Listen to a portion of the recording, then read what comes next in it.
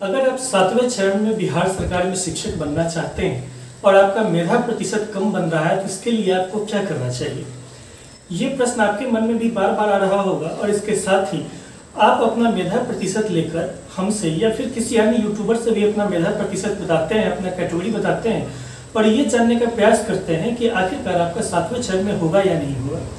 इसको लेकर आप दिन रात परेशान रहते हैं कि किस तरीके से 7वें चरण में कोई ऐसा जुगाड़ लग जाए, कोई ऐसा तुक्का लग जाए कि आपका शिक्षक बनना तय हो जाए और आपका मेधा प्रतिशत जो है इसी मेधा प्रतिशत पे आपका शिक्षक बनना तय हो जाए। क्योंकि आपको भी पता है कि आप अपना मेधा प्रतिशत चाह के भी नहीं बढ़ा सकते हैं। आपका मेधा प्रतिशत कम है तो इसलिए कम है क्योंकि आपके 10th में मार्क्स कम है, आपके 12th में मार्क्स कम है। इसके अलावा आपके ग्रेजुएशन में या डीएलएड बीएड में आपके मार्क्स कम होंगे, इसीलिए आपका मेधा प्रतिशत कम बन रहा है। जब किसी दूसरे अभ्यर्थी को देखते हैं जिनका मेधा प्रतिशत आपसे ज़्यादा है, ज़्यादा ही नहीं कई बार 10-10 प्रतिशत का अंतर है, तब आपके मन में विचार आता है कि काश मेरा भी मेधा प्रतिशत इतना हो जाता या काश कोई ऐसी जादू की छड़ी निकल आती जिसके सहारे 7वें चरण में बिहार में हम लोग का शिक्षक बनना तय हो जाता। तो आज आप लोगों को हम वही रास्ता बता रहे हैं कि किस तरीके से आप इस चीज़ को सुनिश्चित कर सकते हैं और बिहार में 7वें चरण में शिक्षक में अपना एक सीट तय कर सकते हैं।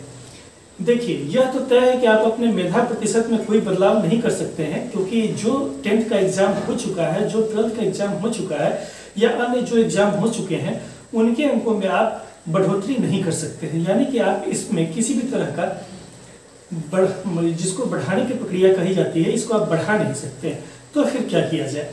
एक ही तरीका है जिसके सहारे चलकर आप 7वें चरण में सुनिश्चित तरीके से आप शिक्षक बन सकते हैं।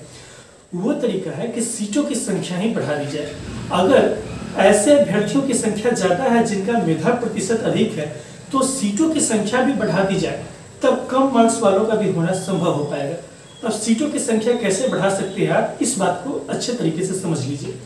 आपने ये देखा होगा कि सभी जिलों से जहाँ से भी छात्र शिक्षक अनुपात में रिक्तियाँ आ रही है वहाँ से अच्छी खासी तादाद में रिक्तियाँ आ रही हैं, लेकिन जिन जिलों में केवल 6ठे चरण के जो अवशेष पद है उन पदों को दिया जा रहा है या ऐसे पदों को दिया जा रहा है जो 31 मार्च 2022 तक रिक्त है, उन जिलों से रिक्तियाँ बहुत कम आ रही है। जैसे कि आपने कुछ जिलों का उदाहरण देखा होगा, गया जिले से इस तरह की खबर आ रही है, भागलपुर जिले से इस तरह की खबर आ रही है कि यहाँ से जो रिक्तियाँ हैं नाम मात्र की जा रही हैं। ऐसे में आप लोगों को क्या करना चाहिए? सारे जिलों के अभ्यर्थी एक बात पर अभी ही चित जाए कि अंतिम 10 दिन है आपके सामने में, आपके लिए हम ही हाथ जोड़ते हैं यहाँ से कि अंतिम 10 दिन है। इन अंतिम 10 दिनों में आप लोग लग जाइए, पिल पड़िए और अपने जिले से छात्र शिक्षक अनुपात में रिक्तियों को निकलवा लीजिए। ऐसा नहीं है कि ये मांग आप अपनी तरफ से कर रहे हैं, बल्कि आज भी आप लोग को हम दिखाए हैं कि कल ही बिहार सरकार की तरफ से पटना से सारे जिले के जिला शिक्षा पदाधिकारी, प्रखंड शिक्षा पदाधिकारी को ये निर्देश आया है कि जो रिक्तियाँ छात्र शिक्षक अनुपात में दी जानी है तो इन रिक्तियों को आप निकलवाइए।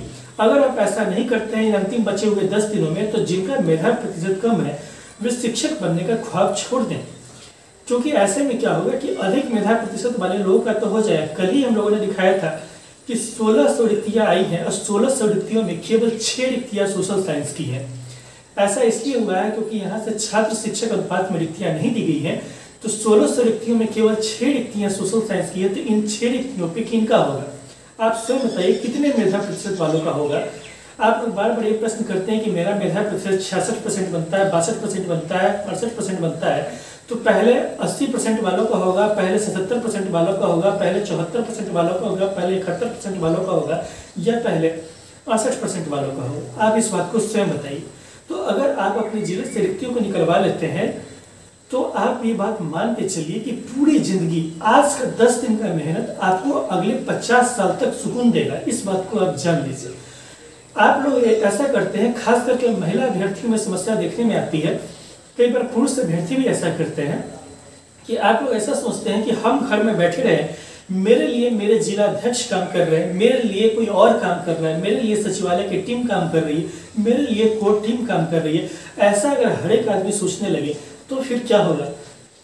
ऐसे में तो बस कोई निकल के जाएगा नहीं। बांका जिले का ये हाल है कि बांका जिले से कोई निकलने के लिए तैयार नहीं है घर से और आपके जिले से रिक्तियां नाम मात्र की आ रही है। 200-400 रिक्तियाँ आएंगी तो फिर समझ लीजिए कि उन रिक्तियों पर किनका होगा, आपका नहीं होगा। आपको पहले तो कम अंक वालों का फिर होगा ही नहीं, और अगर किसी का हुआ भी तो 400-500 किलोमीटर छोड़ के रहना पड़ेगा। 3 साल 4 साल तक अपना घर परिवार छोड़ के आपको रहना पड़ेगा। इस बात को आप स्पष्ट रूप से जान लीजिए।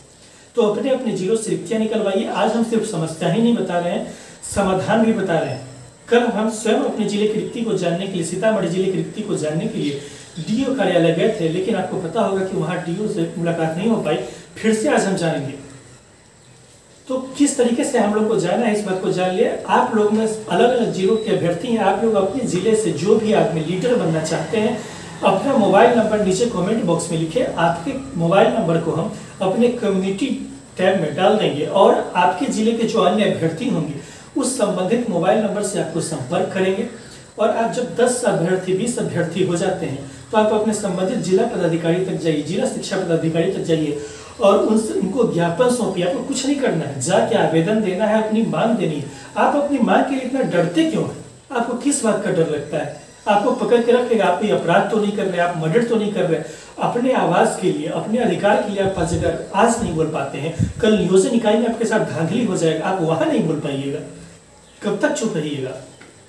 हम आपको लड़ने के लिए नहीं कर रहे, वहां जाकर आपको किसी का सर नहीं फोड़ना है। विनम्रता पूर्वक अपनी बात रखनी है। आपको पटना से ऊपर से लेटर जारी हो चुका है, उसी लेटर को न रखना है वहां पे।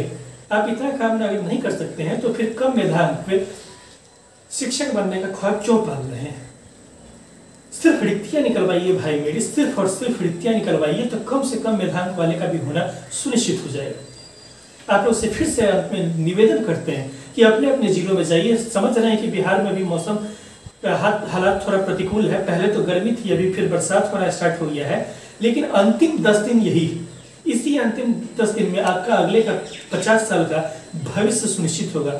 आप किस डायरेक्शन में जाना चाहते हैं? महिला अभ्यर्थी भी बड़ी संख्या में जाइए। आपके पति नहीं निकलने देते, अगर आप विवाहित हैं आपके पति नहीं निकलने देते हैं, आपके सास ससुर नहीं निकलने देते हैं। इस तरीके से अगर आप सोचिएगा, कल को नौकरी के लिए आपको जाना पड़ेगा, किसी दूर दराज जिले में हो गया वहां जाना पड़ेगा तो वहां निकलने देंगे। लेकिन आज अपने जिले के जिला शिक्षा पदाधिकारी को ज्ञापन सौंपना है तो वहां आपको नहीं जाने देते हैं। ये सब बहाना मत चलाइए। सिर्फ 20 अभ्यर्थी प्रत्येक जिले से अगर जाके जिला शिक्षा पदाधिकारी को ज्ञापन सौंपे तो आपके जिले से अच्छी खासी संख्या में रिक्तियां आ जाएंगी। आपके विषय में रिक्तियां नहीं आ रही। सोशल साइंस के अभ्यर्थी कहाँ सोए हुए हैं? आपके विषय में कितनी कम रिक्तियां आ रही है? बाद में आप कहेंगे कि मेरे विषय में रिक्तियां नहीं आई, अभी समय है, अभी अगर आप नहीं चेते तो फिर कब चेतिएगा?